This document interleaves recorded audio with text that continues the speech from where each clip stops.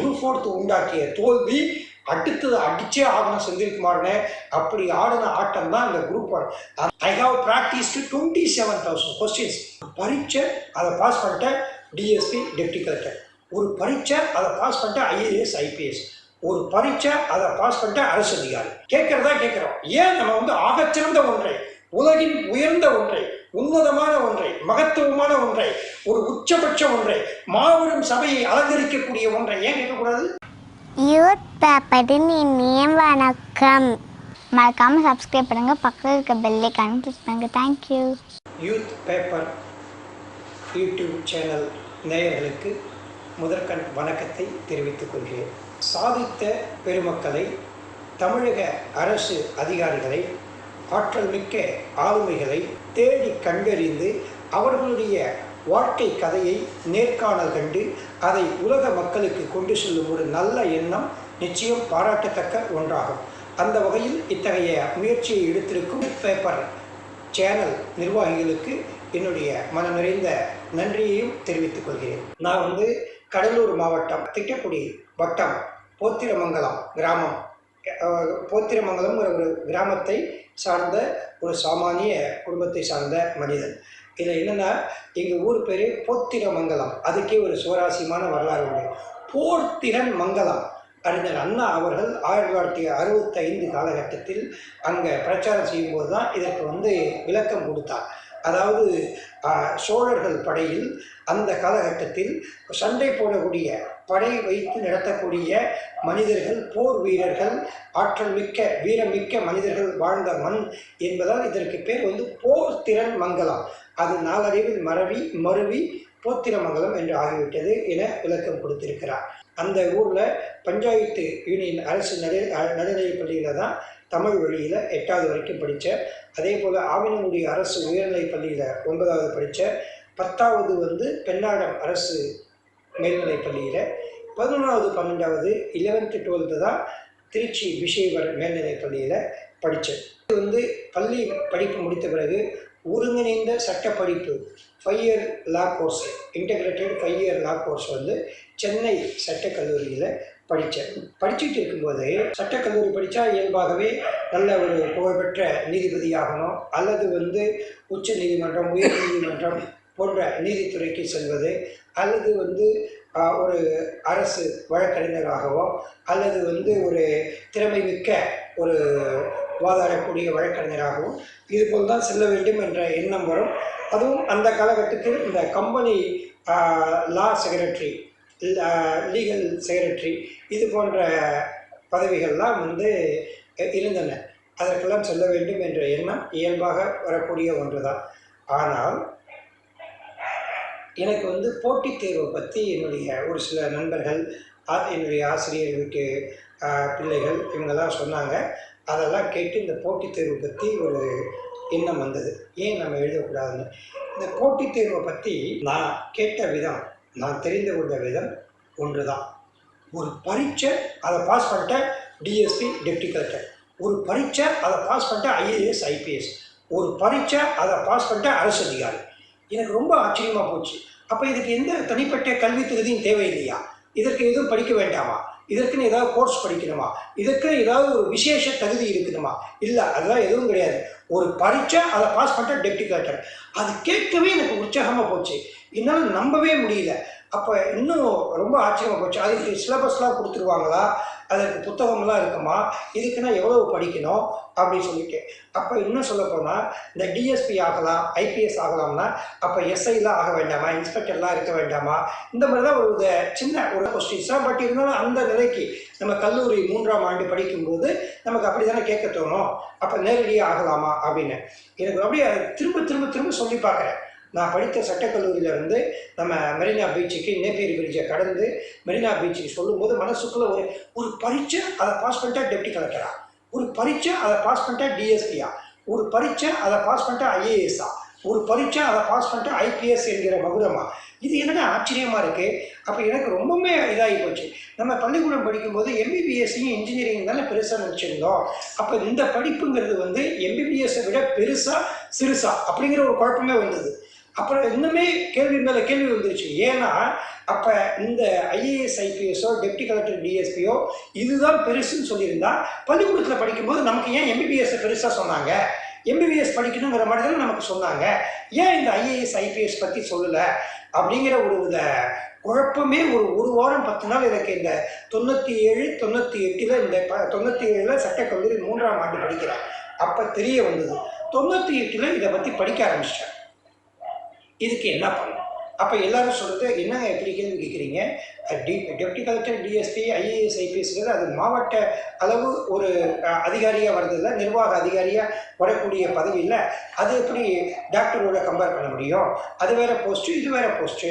அப்போ அது வந்து கண்டிப்பாக நிச்சயம் ஒரு போற்றத்தக்க பணி தான் அப்படின்னு சொல்லவும் எனக்கு ரொம்ப ஆச்சரியம் போச்சு. அப்போ இதை ஏன் பள்ளிக்கூடத்தில் நமக்கு சொல்லலை? பள்ளிக்கூடத்தில் இதை ஏன் எம்பிபிஎஸ் இன்ஜினியரிங் தான் சொன்னாங்க, இந்த போட்டித் தேர்வுன்னு ஒன்று இருக்கிறதையே பள்ளிக்கூடத்தில் சொல்லலையே அப்படின்ட்டு. அது அன்னைக்கு இருந்த ஆசிரியர்களுடைய ஒரு புரிதல் இன்மையா என்னன்னு தெரியல. பட் ஆனால் அதை நம்மளுடைய ஆழ்ந்து பார்க்கும்போது இந்த போட்டித் தேர்வு தெரிஞ்ச உடனே அப்போ நான் கேட்டது, இதுக்கு என்ன பண்ணணும்? ஒன்றும் இல்லை, இதுக்கு வந்து படிக்கணும். இதுதான் நம்ம முழு நேரமாக செஞ்சுக்கிட்டு இருக்கோம். எனக்கு இயல்பாகவே நூலகம் செல்லக்கூடிய பழக்கம். தினசரி ஒரு புத்தகம் படிப்பேன், தேடி எடுத்து வந்து. அதுவும் அந்த காலகட்டத்தில் எனக்கு ஒரு வாசிப்பு வேகம் அதிகமாக இருக்கும், வாசிப்பு திறன் இன்னும் அதிகமாக இருக்கும். அப்போ ஒரு நாளைக்கு கிட்டத்தட்ட ஒரு 450 பக்கம் 500 பக்கம் உள்ள புத்தகம் காலையில் ஆரம்பிச்சோன்னா நைட்டுக்குள்ளே முடிச்சிடுவேன். அவ்வளோ வேகமாக படிப்பேன். அது ஃபஸ்ட் ரீடிங் ஓரளவுக்கு எனக்கு அந்த புத்தகத்தில் என்ன இருக்குங்கிறத ஒரு தெரிந்து கொள்ளக்கூடிய சொல்லக்கூடிய அளவுக்கு அந்த புத்தகத்தில் ஒரு பரிச்சயம் உண்டாகிவிடும்.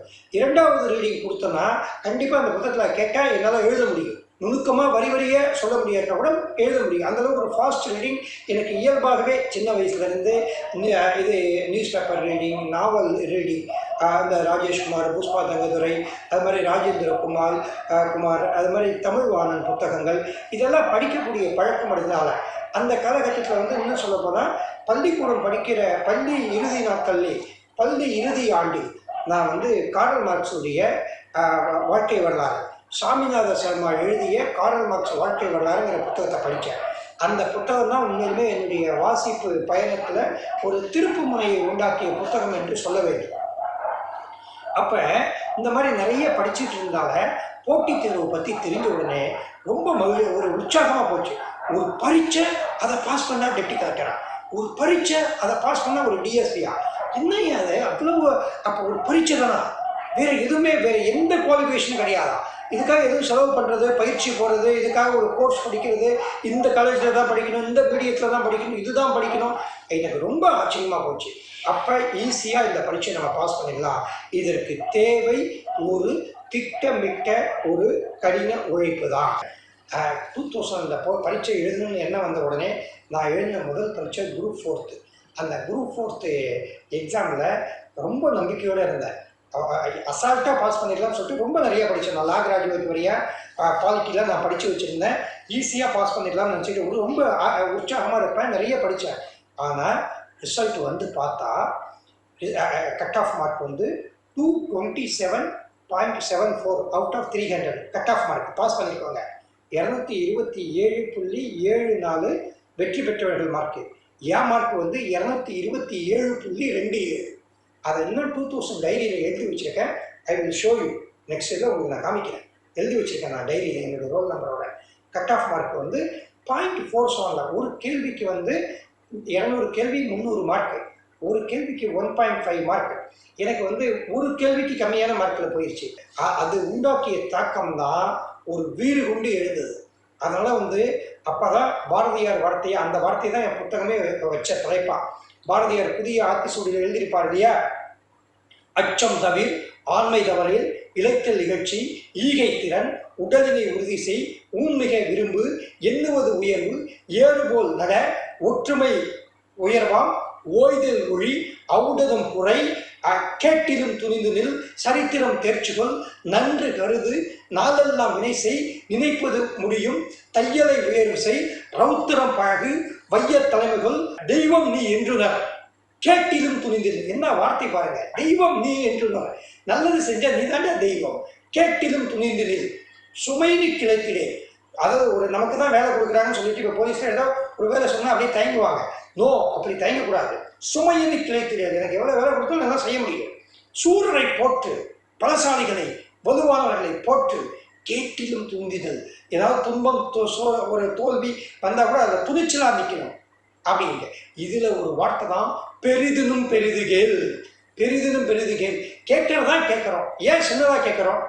கேட்கறதா கேட்குறோம், ஏன் நம்ம வந்து ஆகச்சிறந்த ஒன்றை, உலகின் உயர்ந்த ஒன்றை, உன்னதமான ஒன்றை, மகத்துவமான ஒன்றை, ஒரு உச்சபட்ச ஒன்றை, மாபெரும் சபையை அலங்கரிக்கக்கூடிய ஒன்றை ஏன் கேட்கக்கூடாது? அதே தானே நமக்கு வெற்றி பெற்றவனுக்கும் தோல்வி பெற்றவனுக்கும் பார்த்தா 4 மார்க் 5 மார்க் தான் டிஃப்ரென்ஸ் இருக்கும். முதல் ரேங்க் வாங்கினவனுக்கும் கடைசி அந்த 40வது ரேங்க் வாங்கினவனுக்கும் பார்த்தா 5 மார்க் டிஃப்ரென்ஸ் இருக்கும். அப்போ இன்னும் ஒரு எக்கு இருந்தால் முதல் மார்க்கே. அப்போ வந்து கேட்கறதா கேட்குறோம், பெரிதாகவே கேட்குன்னு சொல்லிட்டு உண்மையை சொல்ல போனால் சிற்றினம் சேராதேங்கிற மாதிரி இனிமேல் சின்ன பரீட்சையை எழுதக்கூடாதுன்னு சொல்லிட்டு குரூப் 4 உண்டாக்கிய தோல்வி அடுத்தது அடிச்சே ஆகணும் செந்தில்குமார்னு. அப்படி ஆடின ஆட்டம் தான் இந்த குரூப் 1. அந்த குரூப் 4 ஜனவரி 22 2000 ரிசல்ட் வந்து ஃபெயில் ஆனேன். ஜூன் 11 2000 இந்த போட்டித் தேர்வு நான் எழுத ஆரம்பித்தேன்.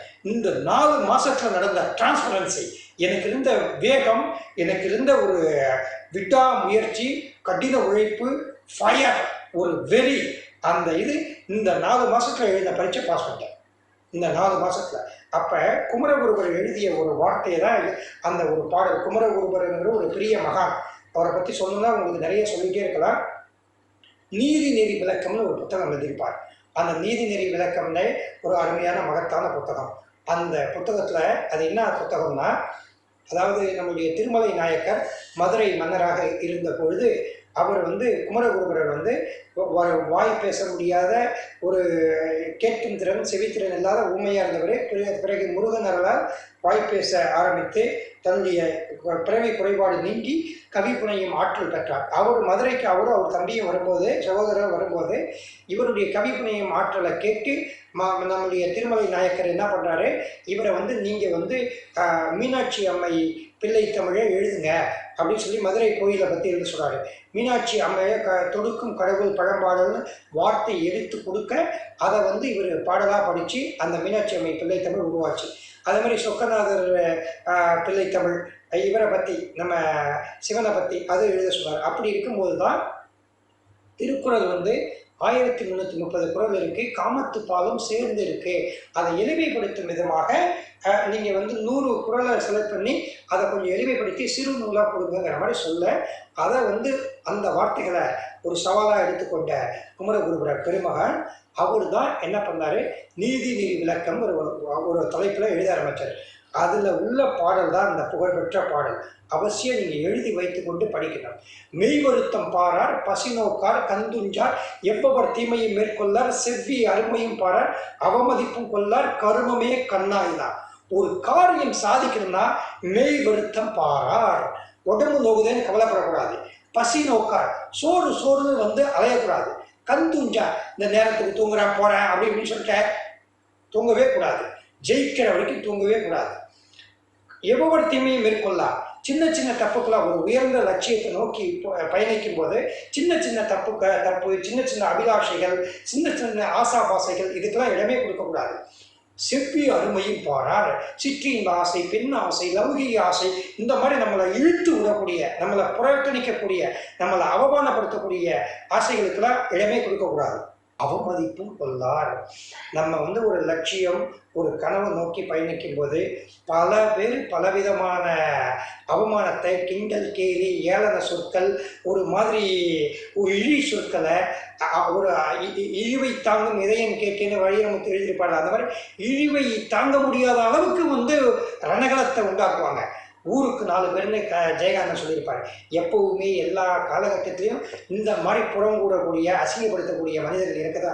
அவமதிப்பும் கொள்ளா. நம்மளை யார் என்ன சொன்னாலும் நம்ம லட்சியத்தை பற்றி பேசும்பொழுது, நம்மளுடைய கனவை நோக்கி, உயர்ந்த நோக்கத்தை நோக்கி பயணிக்கும் போது யார் என்ன சொன்னாலும் அதை கண்டுக்கவே கூடாது. அதாவது எத்தொழிலை செய்தாலும் ஏதவத்தை பட்டாலும் முக்தர் மனம் இருக்கும் மோனத்தே, காதி விளையாடி இருகை வீசி நடந்தாலும் தாதி மனம் இருக்கும் நீர்க்குடத்தை தான். எத்தொழிலை செய்தாலும் ஏதவத்தை பட்டாலும் முத்தர் மனம் இருக்கும் மோனத்தை. எந்த வேலையை செய்தாலும், எந்த துயரத்துக்கு ஆனாலும், துன்பத்திற்கு ஆனாலும், உடல் உபாதைகளுக்கு ஆனாலும் ஞானிகளுடைய சிந்தனை முத்தர் மனம் இருக்கும் மோனத்தை. அந்த தவத்தை களையாம அந்த தவத்திலேயே குறியா இருப்பாங்க, அந்த தவத்திலேயே தான் ஈடுபட்டிருப்பாங்க. அது எப்படி இருக்கும்னா, கிராமத்துல பெண்கள் தண்ணி கூட எடுத்துக்கிட்டு கை வீசிட்டு போகும்போது, தண்ணி கூட எடுத்துக்கிட்டு போகும்போது கிராமத்து பெண்கள் கை வீசிக்கிட்டு ஜாலியாக ஆட்டம் ஆடிட்டு போவாங்களாம். அவங்க அப்படி ஆட்டம் ஆடிட்டு போனாலும் அந்த கவனம் எங்கே இருக்குன்னா, அந்த தண்ணி குடத்து மேலே காதி விளையாடி இருகை வீசினால் தாதி மனம் இருக்கும் நீர்க்குடத்தே தான். அந்த பெண்களுடைய கவனம் நீர்க்குடத்துல தான் இருக்கும் அப்படின்னு சொல்லியிருப்பாங்க. அந்த மாதிரி அவமதிப்பும் கொள்ளார். கொண்ட கொள்கையை நோக்கி பயணிக்கும் போது யார் என்ன சொன்னாலும் அதை பற்றி கண்டுக்காதீங்க. நம்ம ஒரு ப்ரிலிமினரி ஃபெயில் ஆகிட்டா கிண்டல் பண்ணுவான், கேலி பண்ணுவான். அதே அவங்ககிட்ட ஒரு 2000 ரூபா பணம் வேணும் புத்தகங்கள்னா வாயை திறக்க மாட்டான், போட்டு போயிடுவான். ஓகே, நமக்கு உதவி செய்யாத ஒருத்தன், நமக்கு கை கொடுக்காத ஒருத்தன், அவன் நமக்கு அவமானப்படுத்துவதற்கு உரிமை இல்லை.